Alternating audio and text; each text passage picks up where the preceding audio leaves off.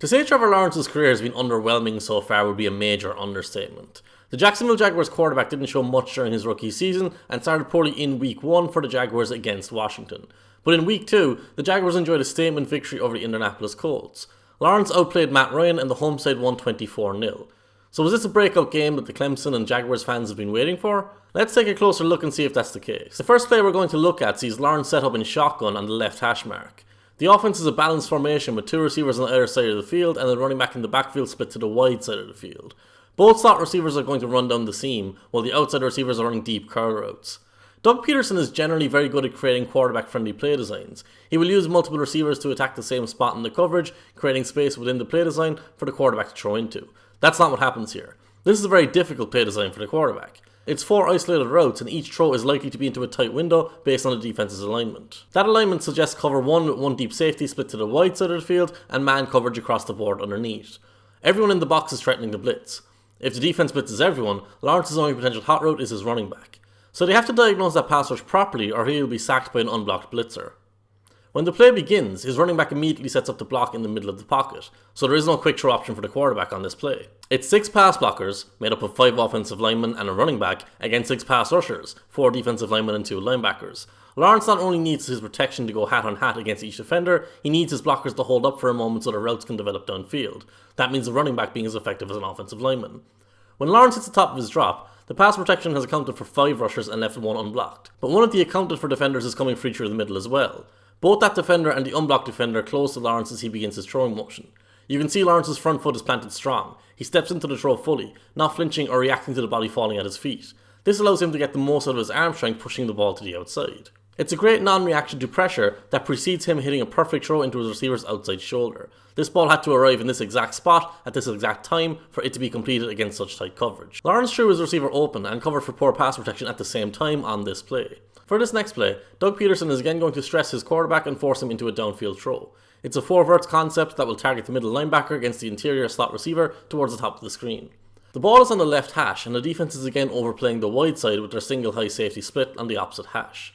When we roll the play on, we can see how the route combinations are purposely pulling the coverage apart to set up the mismatched deep shot. The outbreaking route in the bottom of the screen pulls the cornerback to that side forward. The vertical routes on the wide side of the field hold the attention of the deep safety. Bobby Okereke is a weak side linebacker, so he expects to play in space. But he doesn't expect to run alone with a receiver 40 plus yards downfield.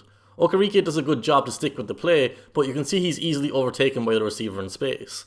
Lawrence's ball is well thrown and should be caught.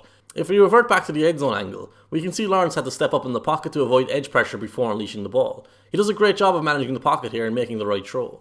It's a pity his receiver couldn't make a catch into his chest that he probably should have made. For this next play, we're again going to a vertical route heavy shot play design. This time Lawrence starts the play under center and executes a play fake before settling in the center of a clean pocket. He has time and space to look downfield, but there's a cluster of bodies surrounding his receivers. The spacing of the routes here is bad. 3 receivers are at the same depth and in the same area.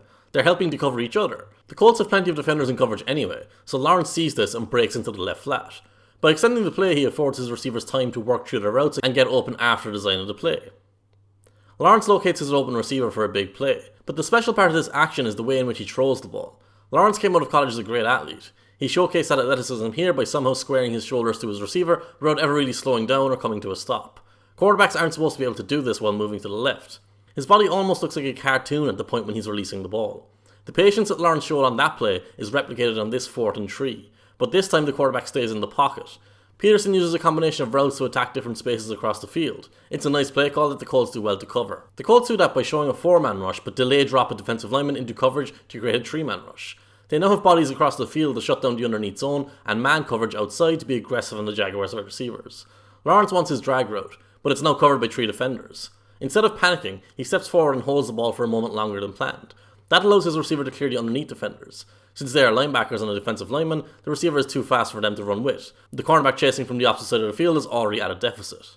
Since the cornerbacks outside were covering their assignments in man coverage, there was no one waiting outside to stop him from reaching the first down line after he caught the ball. In the red zone, Lawrence connects with Christian Kirk for his first touchdown of the game.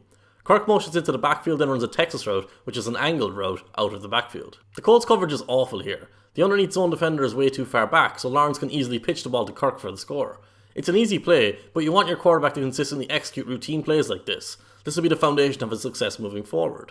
For Lawrence's second touchdown to Kirk, it's another routine play on a bootleg near the goal line. But this play requires some intelligence from the quarterback. He has to show off some nuance here. As soon as Lawrence breaks the pocket, he can see the open end zone and the edge defender held inside. Everything's wide open in front of him, but it would be easy for him to rush in this scenario. With Kirk running in front of him, he's probably tempted to throw the ball early and put his hands up to celebrate the inevitable score.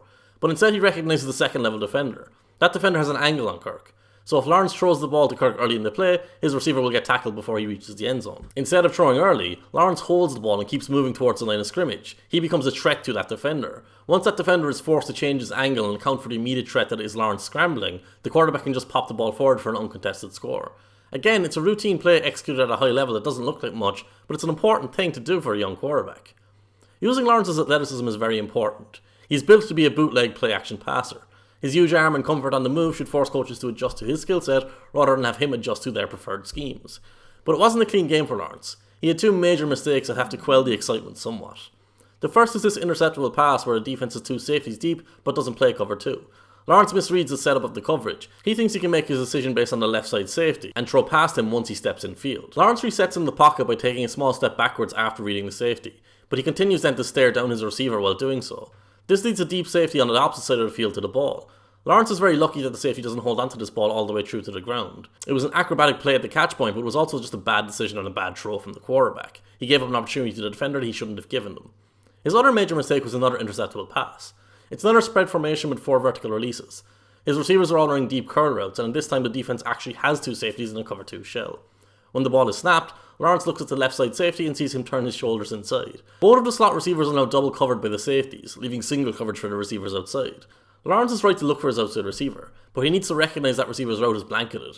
Marvin Jones, the receiver involved, even understands this and gives up on his route after hitting the top of his break. He turns away from the quarterback because he doesn't anticipate Lawrence trying to throw him the ball when he's so obviously covered. The second-year quarterback does try and make that throw, and he's again very lucky to avoid an unforced turnover. While this was clearly the best game of Lawrence's career, he's still not showcasing a fully rounded skill set, and he's also still making egregious mistakes that detract from his positive plays. But this game at least suggests he's developing in the right direction, and if he can find consistency within his skill set, the Jaguars can build an effective offense with him at the helm.